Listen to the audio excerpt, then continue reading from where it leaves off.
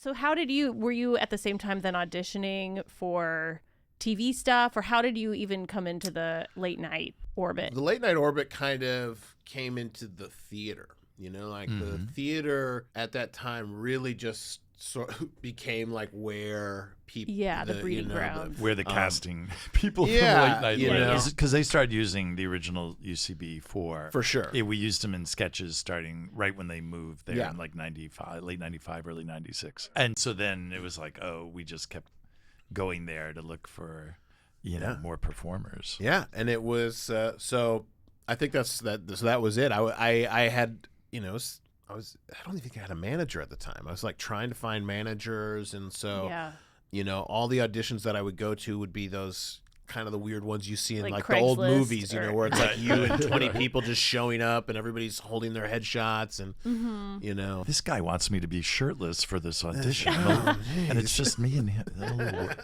What is this? What is this? You were in this comedy bit that aired in 2000, and it was just it just became a big hit, and it kind of lived on in Conan lore for many years. I mean, really, people still talk about it, and that's why we wanted to talk to you. It's called Dudez-A-Plenti, and it was basically Dudes with a Z. Dudes with a Z, yes. Plenty with an I. That's right. Right. Take that shirt off. And, it was at the height of boy bands. So, and also the height of people making boy bands. Like it was this idea that they're like, I'm going to get the group together and we're going to make a boy band. Yeah, Simon Cowell making the band. Cranking them out. Puff Daddy made a band. Making the band was a big show. Yeah. And it was all people you're right, profiling kind of the maniacs. He was usually, like one man who managed and created 5 bands simultaneously. Master, yeah. So it was a perfect scenario for Conan to play the puppet master. Yes. And it was all about his journey creating this one. His vision. Yeah. So it was exactly that, a parody of these behind the scenes boy band shows. And you were one of the lucky 5 to be one of Dudez-A-Plenti. So they came to me and Celia? Yeah. Yeah. She the booker? Yeah. She it was Andy Blitz. He was a writer. Wrote Dudez-A-Plenti. And I don't even know. This might have been before people were texting, so this all might have been phone calls where I think he like called and was like, Can you like sing and dance? And I was like, yeah. And then could you? Yeah, okay. I could sing and dance. And then, I mean, not professionally, and also, who knows? Maybe not. I was just overly confident at the time, so I was like, yeah, for 100%. Well, and I know dude, a lot of actors. It's like, can you horseback ride? And you're like, yeah, of course. And then you would learn that. Like they're really answering the question, will you do this? Yeah. No, but I could at the time for sure. I could definitely sing and dance. I could still sing and dance. Look, check this out. Okay. Oh my God! Look at this dance. We'll move. insert that later. Yeah. And here's my singing. Oh wow, that was So this is going on YouTube. We can't cover for you. Oh shit! We can't go. Oh my God! So Celia called me. Same questions. Could you come in and just kind of come in for like an audition? And so I went in to an audition, and it was pretty much, I think, just an audition to see if I could physically like dance and look like I could dance with in a boy real band. dancers and sing a little bit.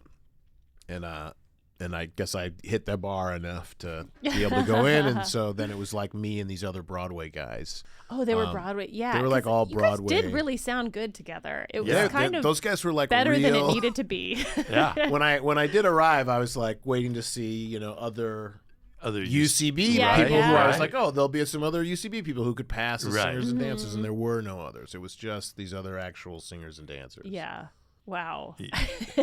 Well, I guess they had to have, and they also had to have that certain boy band look. Yes. Because there were there's some pretty faces. Did you have to take off your shirt for the audition? That was a question I had. I think I had to take, but then you know what though? I did. I do remember. Well, you were in a tank top, so I am in a tank top in Yeah. it, and this is something I found out years later. Somebody who knew me back then was like, no, you were always a shirt off kind of guy. And I was like, what's that mean? And they were like, like when you'd go out and we'd be out doing stuff, you'd take your shirt off. Oh. So I think I was like making fun of some guy I saw walking on the street without a shirt on. Oh, yeah. And they were like, "What are you talking about? That's what you used to do." And so maybe she had already seen me with my shirt heard. off. Yeah. So how did they prepare you for what the remote was going to be? Because remotes are different from being in a sketch, where there's probably more improv involved. I mean, it was a little bit of a process, because this was like they really did that song, right? Yeah. So like we came in, we had a rehearsal for just the song. It was a two-parter. You taped a whole behind-the-scenes part with Conan. Yeah. But then the big payoff, once that was all edited and assembled, you and Dudez-A-Plenti appeared like Conan. We did a live. I did a live performance and of you the did musical live. act.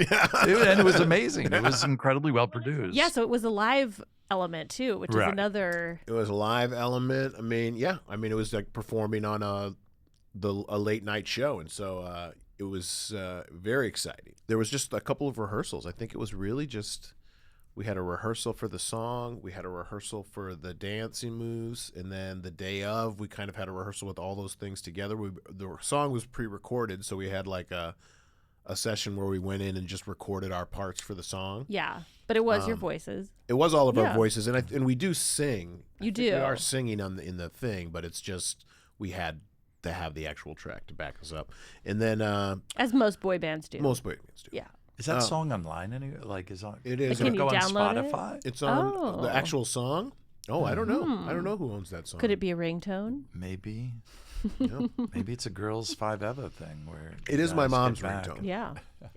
I'm not lying. For It is. real? Yeah, Still? she somehow got it saved as a ringtone. I think that's so somebody made it for her. But Oh, that's yeah. So did you tell people when you booked this, like, you got to watch this night, or were you like, let me watch it first and then I'll tell people?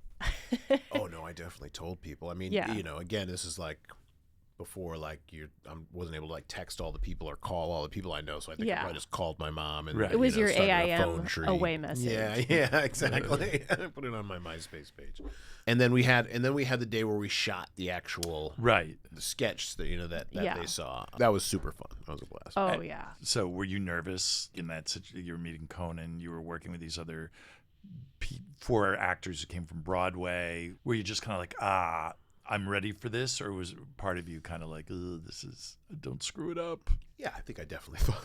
I think I remember being like, don't screw this up. Yeah. It was, but because it was these other guys from Broadway, and I had been doing a lot of stuff at UCB, and Conan fits in very well in that world of comedy, improv, as playing this crazy guy who's trying to put the band together. Right. Yeah. It felt a little bit easier for me because it was like a group of guys, so it's not all on me to like hold it together. Right. And I also probably had done more things similar to what we were doing than the rest of them, I felt. So I was like, well, I'll just do what I've been doing and, remember your training. Right. Yeah. You're an athlete. Right. I'm an athlete. Get it together. Don't get a brown bag foul.